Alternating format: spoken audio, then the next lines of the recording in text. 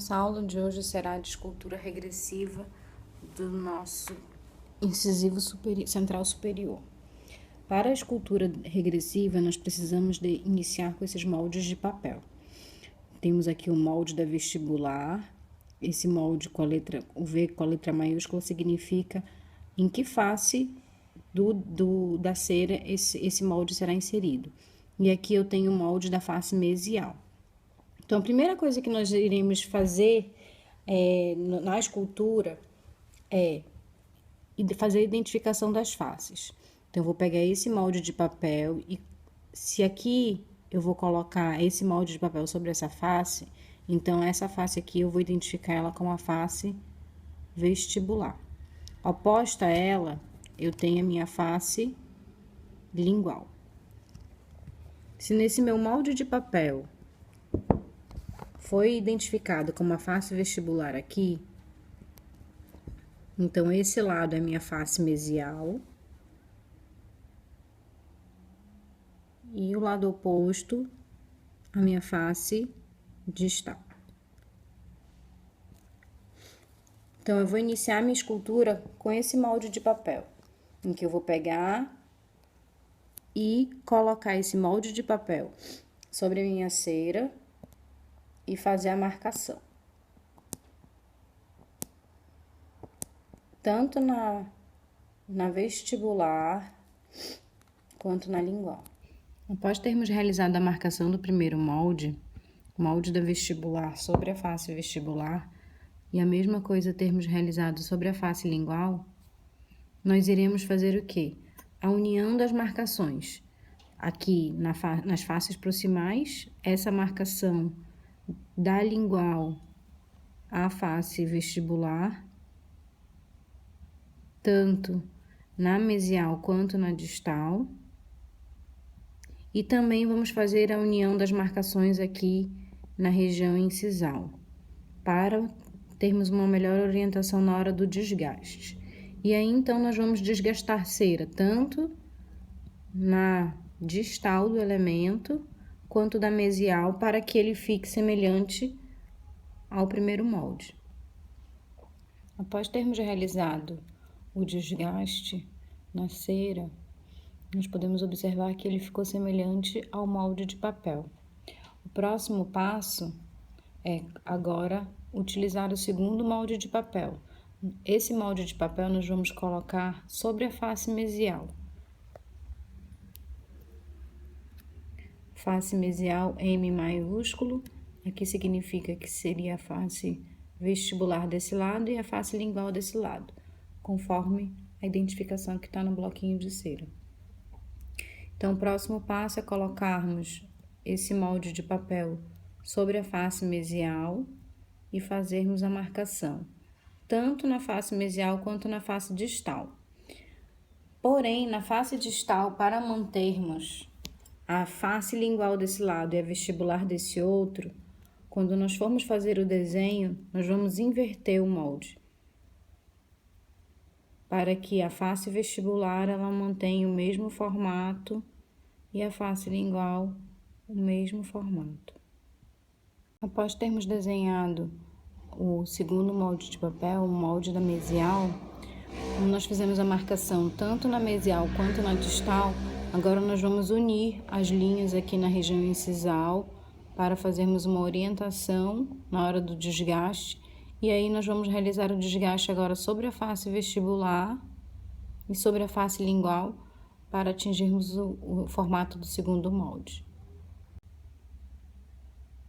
Após termos realizado o desgaste do segundo molde de papel, nós podemos observar que o bloquinho de cera está semelhante ao formato que nós gostaríamos. O próximo passo é fazer a divisão das faces proximais, mesial e distal, em terços no sentido vertical, tanto na mesial quanto na distal, para que possamos assim fazer o desgaste dos 2/3 linguais, para poder deixar a face vestibular mais larga e a lingual mais estreita. Então, dos 2/3 para a lingual, nós vamos desgastar para assim observar deixar a face lingual menor. Nesse bloco de cera podemos observar em que na verdade não tínhamos antes a convergência para lingual.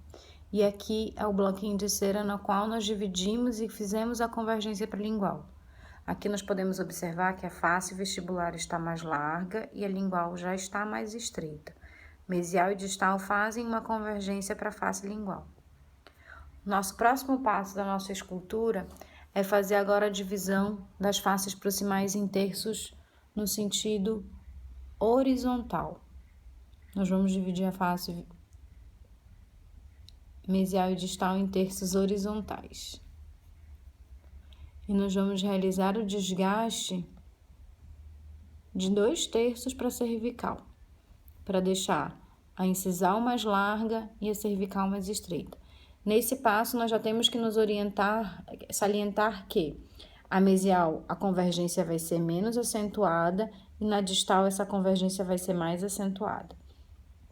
Essa convergência ela tem que acontecer tanto no terço vestibular até a lingual do elemento, então seja todo o terço horizontal do dente. Nesse bloco de cera podemos observar que foi feito o molde da vestibular, foi feito o molde da mesial, que na verdade foi feita a convergência para a lingual. No passo em que nós estávamos realizando, foi realizar a convergência para cervical. Então, o nosso molde ele estava nesse formato e aqui nós já realizamos a convergência para cervical. Já podemos observar que já iniciamos uma diferenciação da mesial, fizemos uma convergência menos acentuada, enquanto que na distal nós já realizamos essa convergência mais acentuada. Próximo passo é realizar a evidenciação da tuberosidade da face vestibular aqui no terço cervical. Então, nós vamos desgastar nos 2/3 incisais. Vamos dividir a face vestibular em terços horizontais e vamos desgastar os 2/3 incisais para que a tuberosidade fique evidente aqui no terço cervical.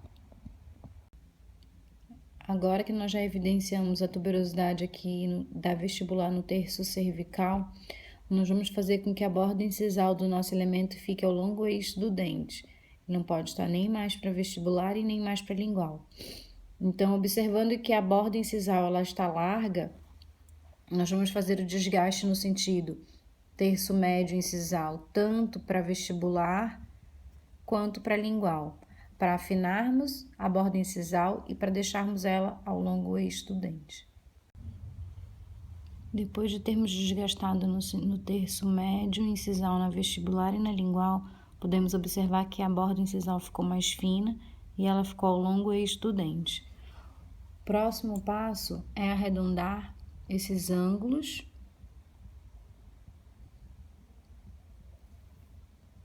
todos esses ângulos para podermos começarmos a fazer a diferenciação entre ângulo meso-incisal, disto-incisal e podermos realizar a construção das cristas marginais e cíngulo.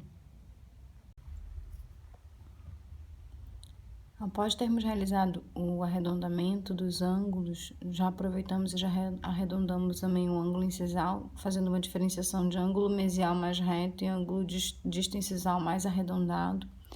Nós vamos partir para a construção de crista e cíngulo, crista marginal e cíngulo, no qual nós vamos desenhar a região de crista marginal aqui nas proximidades das faces mesiais e distais. Aqui na região cervical nós vamos deixar uma área também mais elevada que a região de cíngulo. E vamos desgastar entre essas elevações para podermos reconstruirmos a região. Quer dizer, vamos desgastar para construirmos a fossa e assim sobressairmos as regiões mais elevadas, que são as cristas marginais e o cíngulo. Aqui nós podemos observar as elevações, crista marginal e na região cervical o cíngulo, e entre elas uma região mais depressiva que seria respectiva à fossa. Próximo passo é fazer o acabamento com movimentos leves do Hollenbeck para tirar as linhas mais grosseiras sobre todo o dente. E aí depois, para finalizarmos com o pano de seda e o sabão líquido, fazendo uma ligeira fricção para que assim possamos dar o polimento.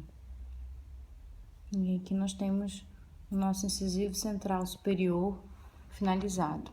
Nós podemos observar a dimensão cérvico-incisal maior do que a dimensão mesodistal, face mesial mais reta, a distal com uma convergência mais acentuada para a cervical, ângulo meso-incisal mais reto, ângulo disto-incisal mais arredondado, que nós podemos observar que a face vestibular está mais larga, a lingual está mais estreita, mesial e distal fazendo uma convergência para a lingual.